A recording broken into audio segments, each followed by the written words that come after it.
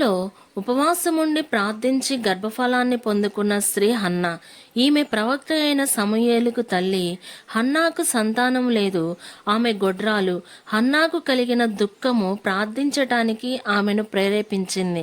పిల్లలు పుట్టడం ఆలస్యమైతే నీది కారణం అని ఒకరు, లేదు నీది కారణం అని మరొకరు కుటుంబంలో శాంతి సమాధానము కోల్పోయే భార్యాభర్తలకు హన్నా జీవితం గొప్ప ఉదాహరణ. హన్నా బహు దుఃఖాక్రాంతురాలై దేవుని సన్నిధికి వచ్చి బహుగా ఏడుస్తూ తనకున్న సమస్యను లేదా అక్కరను దేవునికి తెలియచేస్తుంది. తనకు ఒక కుమారుని అనుగ్రహించమని దేవునికి మొరపెడుతుంది.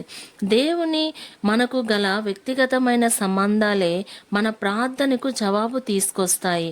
హన్నా ఆయన ఏమై ఉన్నాడో గ్రహించింది, ఏమి చేయగలడో గ్రహించింది. హన్నా చేసిన ప్రార్థనలో స్పష్టత ఉంది.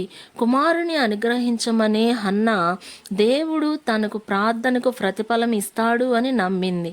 తాను చేసిన ప్రార్థనకు దేవుని నుండి సమాధానం కూడా పొందుకుంది. శ్రేష్టమైన బహుమానాన్ని దేవుడు అనుగ్రహించాడు. హన్నా తన కుమారునికి సమూయేలు అని పేరు పెట్టింది. ఆ పేరుకు అర్థము దేవుని యొద్ద నుండి పొందుకుంది అని అర్థము.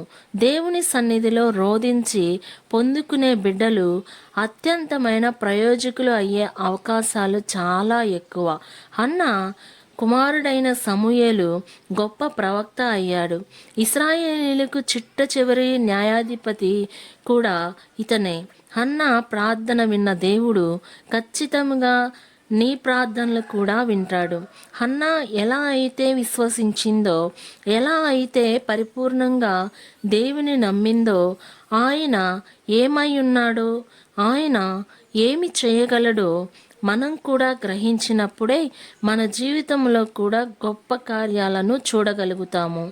అట్టి కృప దేవుడు మనందరికీ అనుగ్రహించునుగాక. ఆమెన్.